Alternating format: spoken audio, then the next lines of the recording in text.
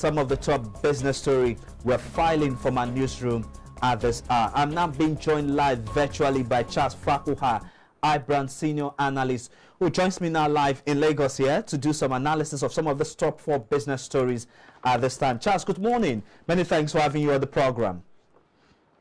Good morning, Blessed. Thank you for having me. It's always a pleasure. Glad to have you been there. Now, Charles, you've seen some of the story. Let's begin with this one. The president, the first story we're tracking this time, the president has declared a state of emergency on food security.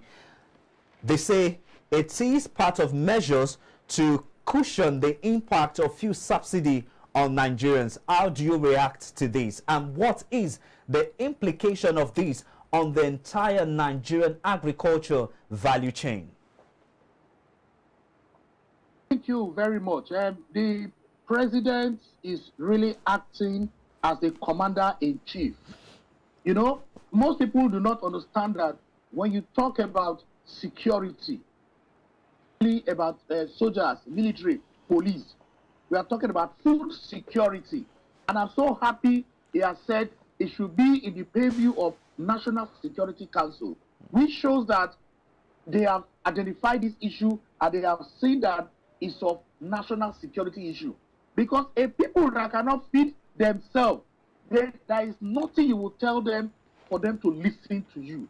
And it's very easy for them to become insurgents and do all sorts of things. So I'm very happy that the president has recognized that, first of all, it has been identified.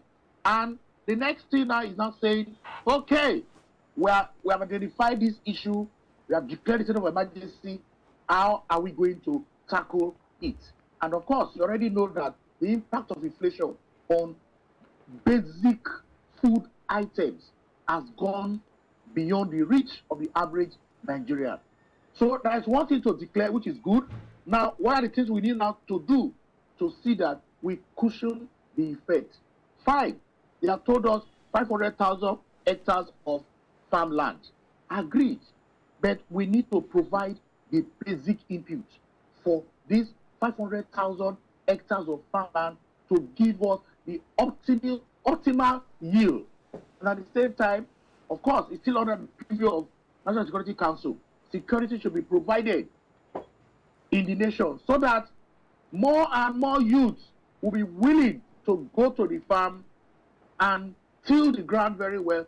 And of course, where there are incentives and they are seeing it, we will see increase in our food production and improvement in agricultural sector. Good one there. Thank you for that insight. But then again, I'm really concerned about something here, and which is food inflation, a development that is eroding the purchasing power of the average Nigeria. Charles, you will agree with me that the price of food commodities in the markets today is skyrocketing on a daily basis. And I will tell you that some days ago, I bought a bag of rice for 38,500 naira. With this development, will this development have any change on the affordability and availability of food products in the country? Yes, Blessed, I also share that same pain with you because I know what it takes, you know, to even feed a family of just 3 in a day in terms of the basic food items, rice, bread, and even tomatoes, you know, to do other things. Yes, it is a real problem we are facing, the food inflation. Now, we'll ask ourselves, what is the cause of this food inflation? Because demand is high, supply is low. And what is making the supply to be low? We are not tilling the ground very well. There is insecurity. There is no incentive for people to go into agriculture. No storage facilities, roads are bad for transportation. So the already existing farmers are not making enough from their farming business. And that's why I agree with the president by declaring a state of emergency. So we need to improve and increase food production, basic food production. It is not a matter of allowing only old people. I will tell you specifically, in my village in Patani, it is still the old people that go to farm and till their cassava. And with their little effort, they harvest and they process the cassava, they get jari for their consumption. It's just few that they take to the market. And they are also buying things from the market, and they see the prices of other food items, other items have gone up. They have to now also increase their own things they are selling. Need to increase their price. So the only solution now is improving agriculture. Have a very good storage system, because you don't harvest every day. You till the land, you are patient with it, you harvest, you have a lot of these products during harvest period. The prices will come down. After that period, what happens? Prices will go up because of the shortage of supply. So with a good storage system, some of these perishable items can be stored. And of course, you don't even need multi-billion naira state-of-the-art storage facilities. That are basic, traditional, local way of storing this product, which the people in our villages are skilled in doing. We just need to improve on that technique, and you will see that you have enough supply of these food items, and I assure you that will bring down the price of food, and invariably the food inflation will come down. Okay, we are hopeful, and we'll see how development that comes with this presidential move will play out as regards food supply, food inflation, and food availability, and most importantly, food affordability. Let's move on now to the next story. There seemed to be some kind of back and forth on this hike in electricity tariff. Reports that we have now says that the federal government has received application for the review of electricity tariff by discos in the country.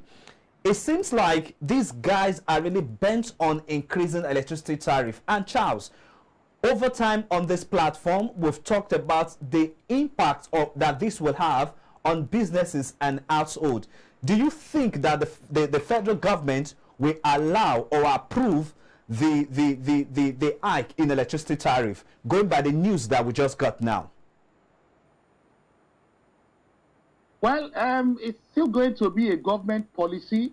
You have the operators in that sector there, the discos. You also have the regulator, that's the Nigerian Electricity Regulatory Commission. They are there. In their rule book, it's contained that from time to time, these discos can ask for a review, looking at to improve on the quality of their service, their operation, and at the same time, to also sustain their business. Because we must not forget, they are also in business. And if they are telling us now that their cost is already higher than the revenue or income that they get, then their business will no longer be sustainable. So from time to time, it's right for them, it's legal for them to ask for a review of the tariff. But the question here is it appropriate at this time? They are also operating in the Nigerian environment. So one cannot blame them 100% that why would they want to review the electricity tariff? Because it is the realities of ground. The cost of every other thing has gone up. So even in their own business, things have also gone up. However, what I will advise the government to do is to look at the issues critically and let them also come out hopefully. Yes, we know it is your right to ask for a review. You know, how much review do you want to? So all the stakeholders will come to a round table and agree that any review that has been done, maybe a little upward, will reflect and improve on the quality of the service that these discos are giving. Because the users of their service, the consumers, they need this electricity, this power, to also run their own businesses. And so if they are getting the epileptic power supply, it's affecting their businesses.